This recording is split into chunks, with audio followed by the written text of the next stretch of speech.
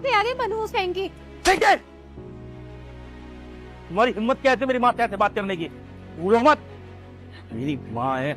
माँ जी, ये चश्मा कहाँ से आया आपके पास? अब बोलिए ना, चुप क्यों खड़ी हुई है? चश्मा कहाँ से आया है आपके पास? आसमान से टपका है या धरती से निकला है? वो क्या वो क्या वो? अब मुंह नहीं खुल रहा है आपका? रिंकी, कलेश क्यों कर रखा है यहाँ पर? कलेश मैंने नहीं बचा रखा, कलेश तुम माँ बेटों ने मिलके बचा रखा है मेरी जिंदगी पे। कहाँ से आया चश्मा तुम्हारी माँ के पास? कहाँ से आया? तुम्हारे भी जुबान पे ताले लग गए, अब नहीं बोलना चाह रहा होगा ना? मैंने दिलाया माँ को चश्मा। क्यों दिलाया? सुबह तो तुम कह रहे थे कि तुम्हारे पास पैसे नहीं है, हैं? सुबह तो तुम्हारे पास एक पूरी कौड़ी नहीं थी जेब में, अब तुमने खुद ला करके माँ को चश्मा दे दिया। मैंने कोई माँ को मना नहीं किया सुबह चश्मा दिलवाने से। इनफैक्ट तुमने मुझे बोलने का मौका तक नहीं दिया, और जब मैं कुछ बोलना चाहता था तो तुमने अपने दर्द का बहाना बना दिया, वरना चुपचाप ऑफिस चला गया। और वैसे भी अगर मैंने अपनी माँ को चश्मा दिलवा भी दिया तो उसमें कौन सा बात टूट पड़ा? अब बात को खत्म करो, छोटी सी बात है। बात छोटी नहीं है, बात ये बहुत बड़ी है। आज तुमने चश्मा दिलाया, कल को तुम अपनी माँ की ख्वाहिश पूरी करने के चक्कर में ये घर भेज दोगे। मैं झोपड़ी में रहूंगी क्या? मैं नहीं चाहती कि मेरा बच्चा किसी झोपड़ी में पैदा हो। रिंकी, तुम बहुत ज्यादा बोल रही हो। हाँ बहू, तुम बहुत ज्यादा बोल रही हो। बेटा छोटी सी बात है, इसका बतंगड़ क्यों बना रही हो? बस बस माँ जी, आप तो रहने ही दीजिए। जब से आई हो ना तब से हम पति पत्नी के बीच में लड़ाई लगवा रखी है, आग लगा रखी है हमारे बीच में। पता नहीं कहाँ से आ गई मनहूस कहीं की। ठीक है, तुम्हारी हिम्मत कैसे मेरी माँ से बात करने की? भूलो मत, मेरी माँ है। विनय, तेरी हिम्मत भी कैसे हुई है घर की औरत पे हाथ उठाने की? ये संस्कार दिए मैंने तुम्हें? अरे तुम्हें पता है ना वो पेट से है। पर माँ ये आपसे बदतमीजी कर रही थी।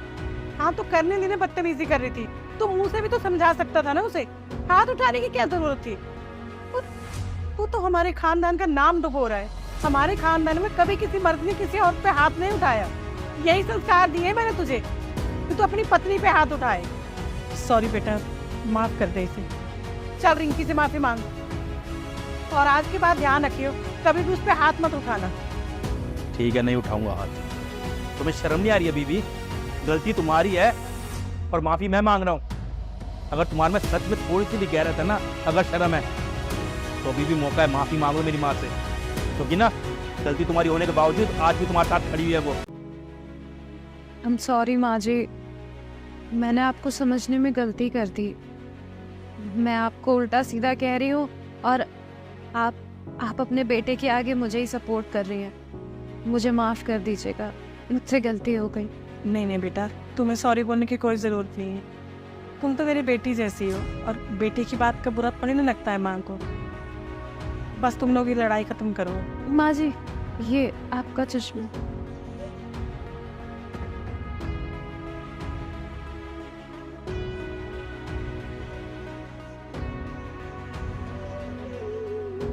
आप भी चाय पी लो, मैं डिनर की तैयारी कर लीजिए।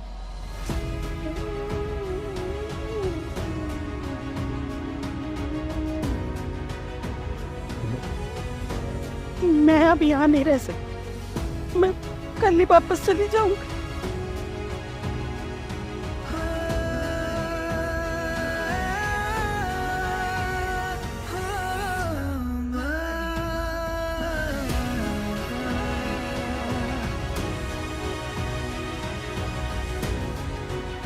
बेटा अब मैं वापस जा रही हूँ। वापस जा रही हो माँ? पर क्यों? आप तो 15 दिन के लिए आए थे ना, अभी तो सिर्फ 2-3 दिन हुए। हाँ बेटा, पर पता नहीं क्यों मुझे अजीब सा लग रहा है और मेरा मन नहीं लग रहा, इसलिए जा रही हूँ। माँ मेरे से कोई गलती हुई है क्या? मुझे माफ़ कर दो माँ, पर मुझे अपनी सेवा का मौका दो माँ, ऐसे मत जाओ। अरे नहीं विनय बेटा, ये क्या बोल रहे हो तुम तो बहुत अच्छे हो बेटा, तुम लोगों ने मेरी बहुत सेवा की। ऐसी कोई बात नहीं है, बस पता नहीं क्यों अच्छा नहीं लग रहा और मेरी तबीयत भी थोड़ा ठीक नहीं लग रही, बस इसलिए जा रही हूँ। मैं फिर आ जाऊँगी। माँ जी, अगर आप ऐसे जाएंगी ना तो मुझे यही लगेगा कि आप मेरी वजह से जा रही हैं। आप प्लीज़ रुक जाइए ना, नहीं तो मैं तो गिल्ट में ही मर जाऊंगी। आप प्लीज़ रुक जाइए।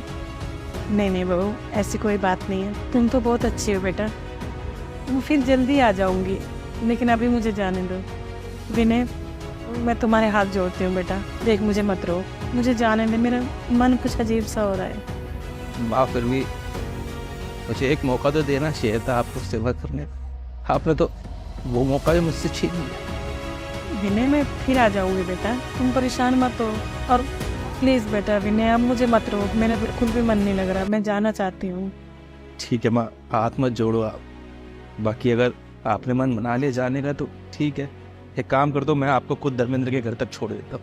नहीं बेटा, मैंने कैब बुलाई हुई है, तुम लोग बैठ के नाश्ता करो, परेशान मत हो, मैं चले जाऊंगी। ठीक है माँ, जैसी आपकी मर्जी।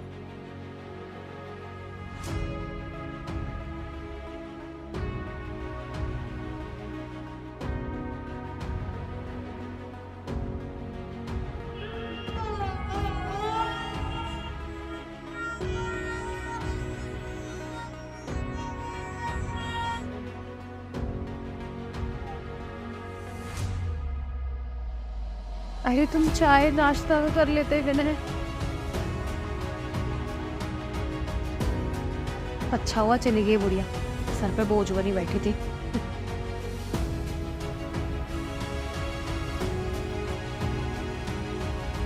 दीदी देखना कौन आया।